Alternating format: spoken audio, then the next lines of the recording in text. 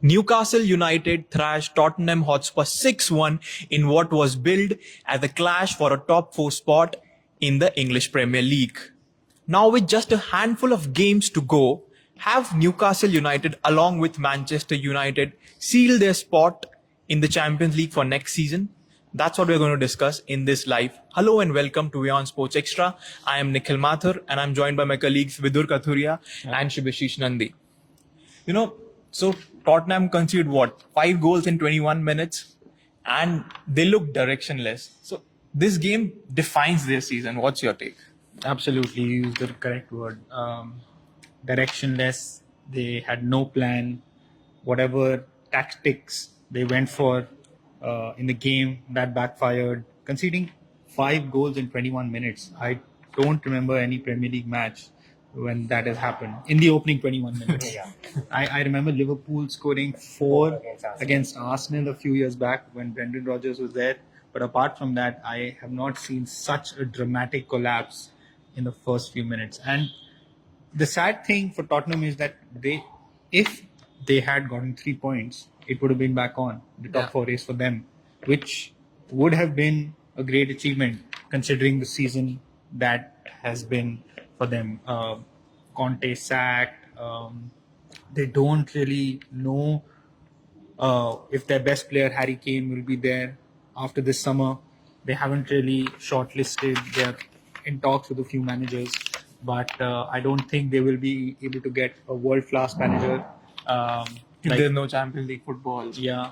And so overall, I think the 4 teams that are there right now, Arsenal, Manchester City, Newcastle, and Manchester United, I think it is very, very tough for any of the teams that are in around those places to get in the top 4, purely because now there are 6-point gap between 5th place Tottenham and Man United, and United have 2 games in hand over Tottenham. So I think it's all but over in the race for the top 4.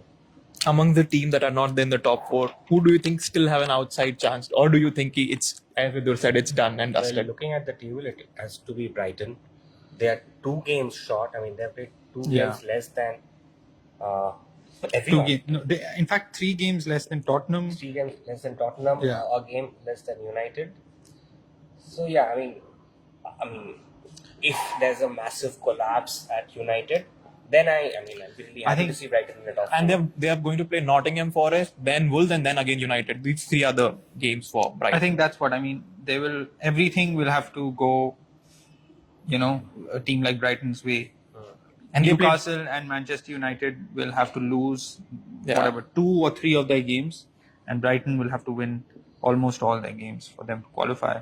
But I think what we discussed, like in the last, I think it was last week, that is Liverpool back in the top 4 race. Now it's very tough for Liverpool, as Shibashish is. They never were. Yeah, best. They never were in the top 4 race. I mean, yes, mathematically it's still a possibility, but realistically, I'm sorry, it's not going to happen this season. And to be honest with you, with the way Liverpool have played this season, it's not deserved. They don't deserve to be in the top 4 places. Of course, they got that win over Nottingham. They huffed and puffed to the victory against, relegation threatened Norwich. But overall, Liverpool are looking at a summer of rebuild. And I think they will have to get their act together next season. So among the top 4 teams, I think do you think all of them deserve to be there? Because Tottenham was doing well, Newcastle started really well, and United, they're turning a page. I think credit has to be given to Newcastle, the way they played this whole season. And Eddie Howe, when he took over, there were question marks because he only had Premier League experience at Bournemouth. He did well there, but was eventually sacked.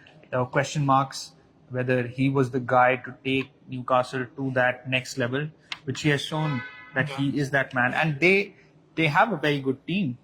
They look like a proper team who can actually challenge the big boys of the Premier League.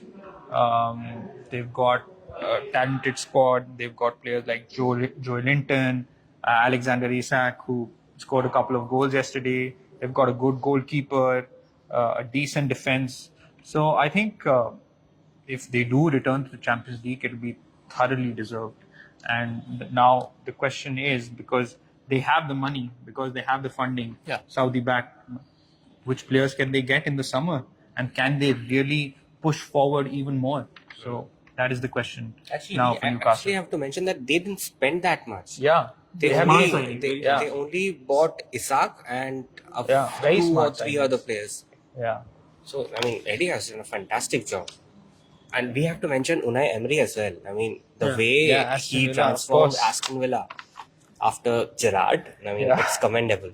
And that makes Steven Gerrard look a terrible manager. But all credit to Unai Emery. In fact, there's a lot of talk about how the English media in general, when he was at Arsenal, was unfair to him because he didn't have enough time and he didn't really have the backing of the board the way that the Arsenal board has backed Arteta over the last 3-4 seasons. So and he's a winner. Yeah, I mean, if you look at his track record, he's won how many Europa League titles? 3, 4.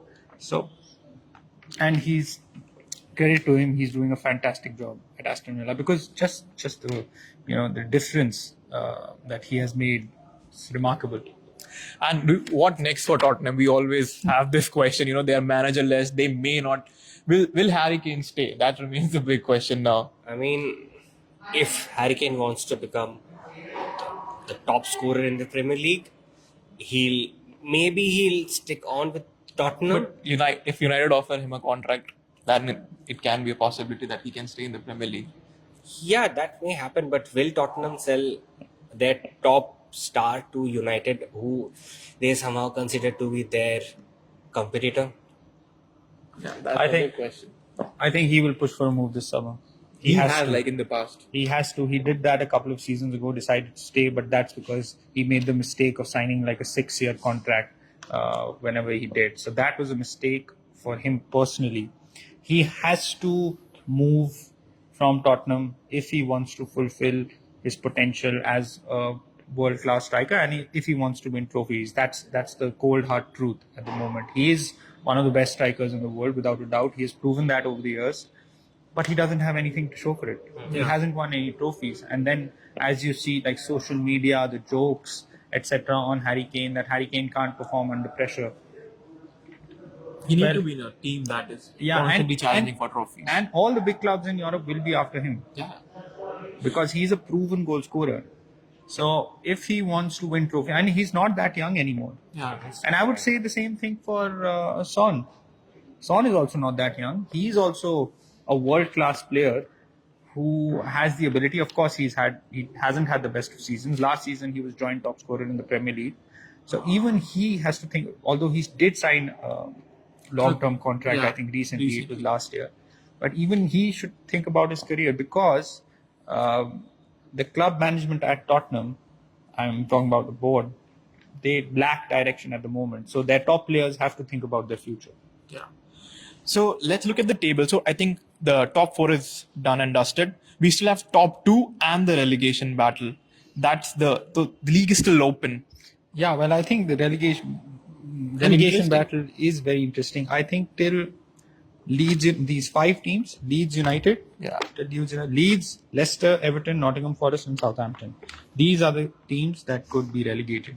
I think Bournemouth and Wolves and West Ham, even though you would say that there is an outside chance of them slipping into the relegation zone, I think they have a comfortable gap, 4-point gap between 15th place Bournemouth and 16th place Leeds United. So I would say Bournemouth and teams above them are safe. But I think Southampton will struggle to continue their stint in the Premier League, even though they got a draw against Arsenal on Friday. And that too, I mean, they had to score a late equalizer, Arsenal. But I think Southampton will struggle to stay. Nottingham Forest as well. You know, they performed well against Liverpool, but I highly doubt that they'll stay up. So what's your take on the relegation battle, or do you think can any of the Everton, Southampton, Nottingham Forest climb out of that zone?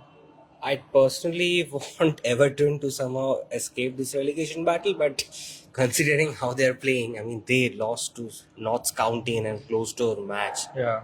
And they are not even a champion, or maybe Terrible season. Yeah, it's a terrible season for Everton. But and just a point, Everton are they have never been relegated from the Premier League. In fact, they are one of only 6 teams Yeah. who have never been relegated from the Premier League. And last season they just about managed to scrape through. But I don't see it happening. I think it's going to be tough for them. I think the present bottom 3 Will be go relegated? down. Yeah, that's our the take. call. Yeah. So, yeah, do we have any more questions? Otherwise, we'll just take the result of the poll. So, yeah. So yeah, top 4 hope over for Spurs and Liverpool, and of course the rest of the yes. 57% of you say yes, so that's not an emphatic yes. Yeah. Of course, no 40. So some of you think the top 4 race is still on. Well, could be still a few games left, but yeah, our take is that it's more or less done. Yeah. So, what do we have on our show at 6:30 p.m. IST? well, you came in the morning, so you should actually tell it. Okay. So we have an important result for Manchester United fans. So they somehow scraped through penalty shootout and registered a win against Brighton to book a mouth-watering clash with rivals Manchester City in the FA Cup. That's the first time the Manchester derby is going to be the FA Cup final. So that will be quite a footballing occasion. Then of course we'll take you through that Newcastle Tottenham match. And tennis, Iga Swiatek and Carlos Alcaraz have warmed up for the French Open with titles. Both of them have defended their titles at the Stuttgart Open and Barcelona Open, respectively. We have NBA action. What happened to Stephen Curry? Where Stephen Curry overcame a gaffe that he made, a rare gaffe. He called for a timeout when they had none, the Golden State Warriors, but they still managed to win. With just 1 point. Yes, so now their series against the Sacramento Kings is tied at 2-2. Yeah. So all that and more on our show at 6:30 p.m. IST, and we'll see you again tomorrow at 2:30 for our live.